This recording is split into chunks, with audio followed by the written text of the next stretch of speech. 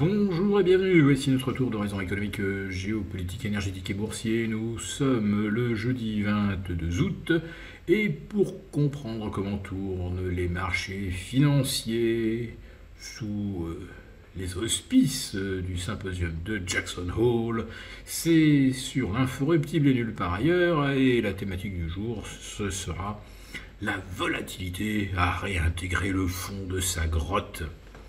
Tout le monde se souvient de cet épisode d'hypervolatilité du début du mois d'août qui avait vu le VIX bondir de 14,30 vers 65 avant de voir ce VIX divisé par 4 puisqu'on est revenu de 65 à 14,5 à peu près au niveau du 23 juillet dernier en l'espace de 10 séances, oui.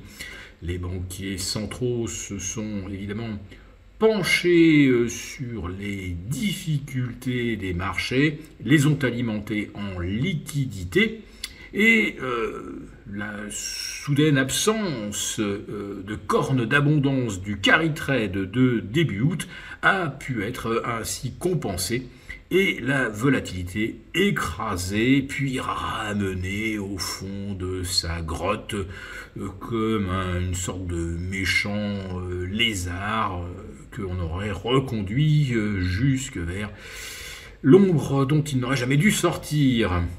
Alors, c'était un problème nippono-japonais, nous l'avions dit.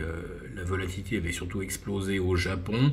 Le carry trade, eh bien, c'est là-bas que se situe son origine.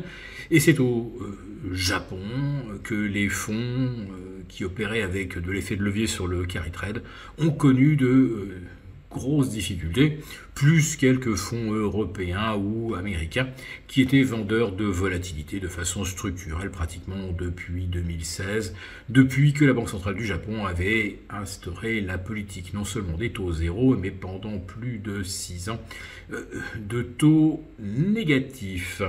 Donc le Japon vous payait pour emprunter, avec un yen qui se désintégrait, c'était donc double bénéfice. Eh bien, le yen, lui, continue de remonter, au-delà de 145 face au dollar, autrement dit, il a repris plus de 10% en l'espace d'un mois, on vient de 160, on est maintenant donc à 144,5, 145, mais cela ne trouble plus les marchés puisque les États-Unis continuent d'émettre de la dette à un rythme quasiment historique, presque aussi rapide que durant la crise du Covid. Donc les marchés sont parfaitement alimentés en liquidité et cela donc permet d'écraser la volatilité.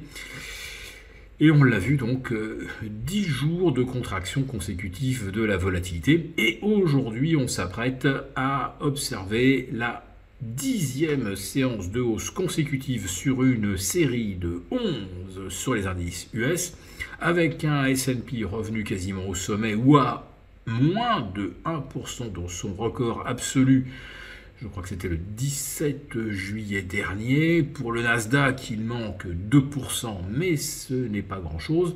Tout ça pour dire que à 1 ou 2% près, on se situe effectivement dans une configuration de potentiel double sommet historique du S&P sous 5006, du Nasdaq un petit peu en dessous des 19 200 pour le Nasdaq 100, je précise bien. Quant au CAC 40, eh bien là, il en manque encore, puisqu'on est à 7550 et on est à plus de 3% des sommets. Et pour l'Eurostoxx, qui vient de se repositionner au-dessus des 4009, on est également encore à 4% des plus hauts.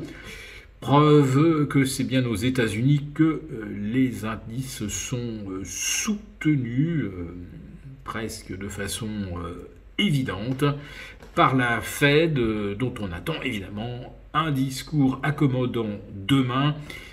Jerome Powell sera le le pôle d'attraction, d'intérêt de la séance de vendredi. On espère que de son vocabulaire, Wall Street aura la confirmation qu'un geste de moins 50 points de base est possible le 18 septembre prochain. Oui, la baisse des taux redevenue l'alpha et l'oméga. On va peut-être avoir 3 baisses de taux, l'équivalent de 3 mouvements de moins 25 d'ici fin 2024, alors qu'en début d'année, on en attendait 6 ou 7. Et depuis, eh bien, le fait qu'on ait revu de moitié à la baisse ces anticipations, cela ne trouble pas le marché, puisque, je le répète une nouvelle fois, le marché est piloté par la liquidité, laquelle dépend du surendettement américain et des mécanismes d'écrasement de la volatilité. Donc dans un tel contexte, vous pouvez annoncer moins 818 000 emplois par rapport aux chiffres officiels de mars 2023 à mars 2024. On est à moins 1 million d'emplois de juillet 2023 à juillet 2024. Et oui, puisque on continue de réviser chaque mois à la baisse les estimations initiales.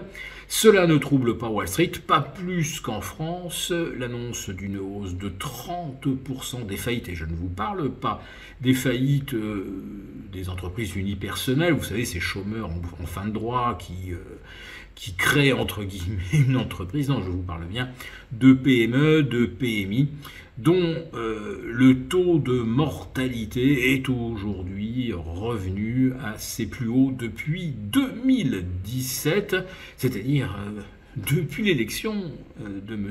Macron.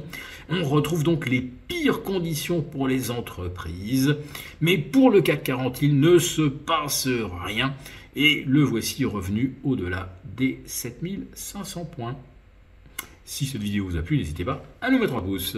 Pour vous remercier de votre fidélité, vous pouvez télécharger gratuitement, en cliquant le lien ci-dessous, mon rapport spécial vous expliquant comment réduire légalement les impôts sur vos plus-values boursières. Merci et à bientôt.